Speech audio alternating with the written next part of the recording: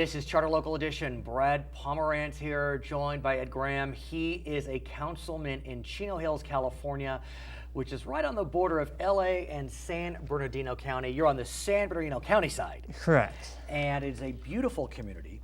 Now, your community, about 75,000 residents, and like many communities in California, you are being, let's call it, approached by certain civil rights. We are being sued. We know this for sure.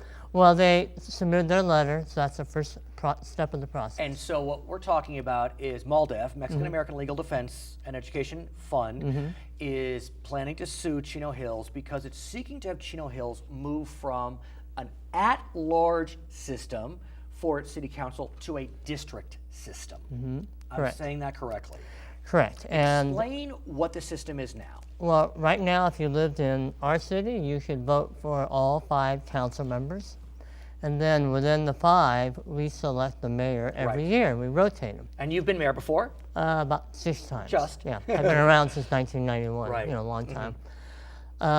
But with a district or a ward system, you can only vote for that person in your particular district. So let's talk about the pros and cons, because obviously there's pros and cons to everything.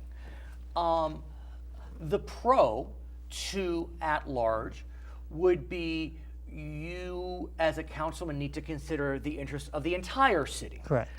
You don't have people in their silos just looking towards their own neighborhood interests. The con, and I'm making it very simple, would be not every part of a city is represented.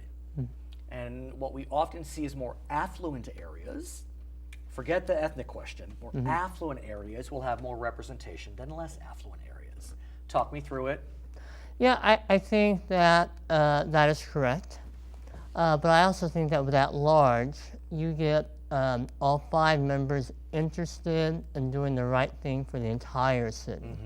I think with districts, since you know only those people in your district are going to vote for you, you're going to be really interested in pushing whatever agenda is in that area. Is that by definition problematic? I mean, that's democracy. You know, we do it for the Assembly, we do it for the Senate, for Congress.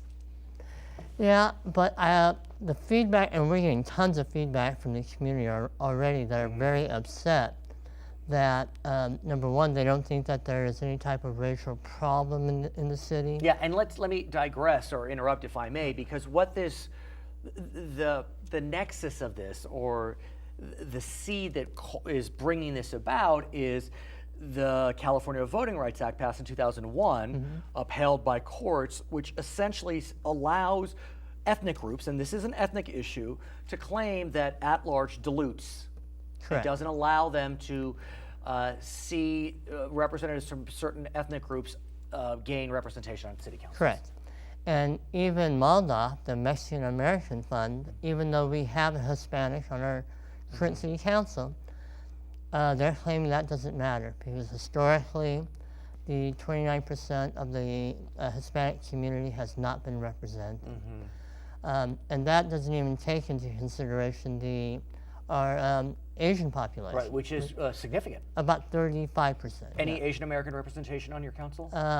Well, I'm half Japanese, so I can count myself. Yeah, I would presume. There's another member, Cynthia Moran, she is half Japanese too.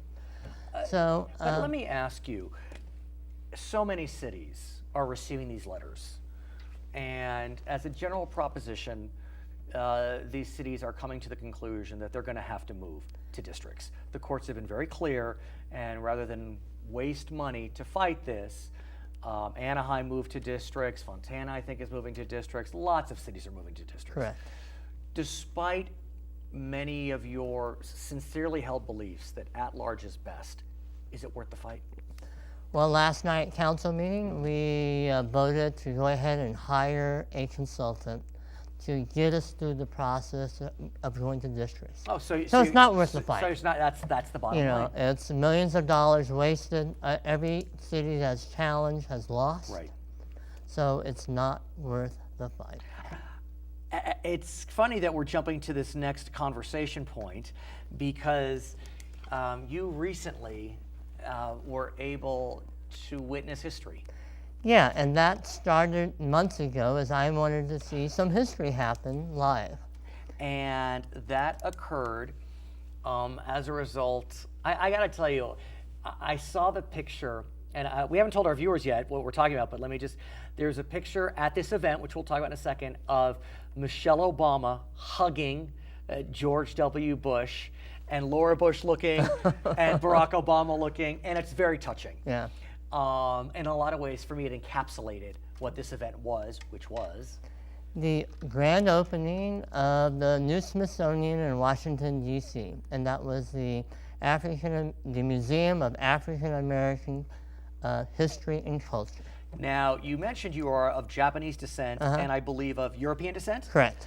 So, I don't want this question to come off the wrong way, but why did you decide to attend the the opening of the African American History Museum? Well, no, I wanted myself and my wife to see some history occur, and this was a perfect opportunity, and that's what started it. Look, I go to. I mean, I'm that guy. I am of European descent, and I am not of African American descent, and I would find that to be absolutely fascinating.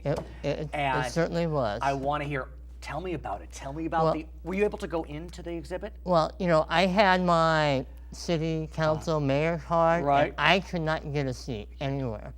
Because to be right in front of Obama and all the dignitaries, you had to give a lot of money to the museum. Well, so that made sense. Okay.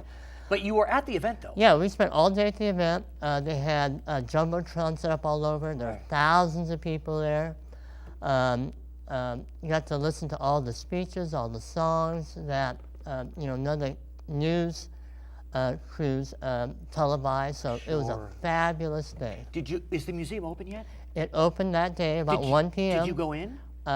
You had to wake up at 6 a.m. about 5 months ago and try to log in, and all the tickets were gone within a minute. So you weren't able to get in? I couldn't get in. What can you tell us, though? I'm sure you know about the museum. What can you tell us? 4 stories. It's on the National Mall, and that's why Michelle Obama was hugging George W., which sounds a little weird. No, I got it. I got It's because he was president at that time, and he made the decision to put the museum on the National Mall. And there was great controversy about that. Funded. He provided funding, no? Yeah, he provided some funding, but mainly he was able to get through Congress that particular location. What was the controversy? Are you aware? It dealt with, I think the museum was very specific. And if you think of other museums around the mall, they're not specific. They're more general. I don't want to get involved in that controversy. I just got to say, though, what an amazing tribute to the millions of African Americans, and really Americans. I mean, this is a museum about America. I mean, we may not be of African American descent, but what a great tribute to the history of our nation. And all the speakers talked about it inside the museum shows the good and bad of America, and that's what it is. And look, the reality is, we were a nation that engaged in slavery. I recently watched the remake of Roots. I don't know if you saw it, but I thought it was phenomenal. And then I watched the parts of the original, and it seems so 20th century. What would you tell your, 14-year-old constituent in Chino Hills about the museum? That evening, I went back for all the music. They had a concert that night. And I brought my wife along. I told her to stay home, don't come. You don't like the music, but I kind of like rap. Right. Oh, was it rap? Yeah. So she came along, and she joined me as we listened to 2 hours of Public Enemy. Okay, but that's old-time rap. That's rap of our era. Yeah, I know. And Chucky D was there, and Flavor Flav, and it was a blast. I love it. Okay, his name is Ed Graham. He is a councilman in the city of Chino Hills. My name is Brad Pomerance. You're watching Charter Local Edition.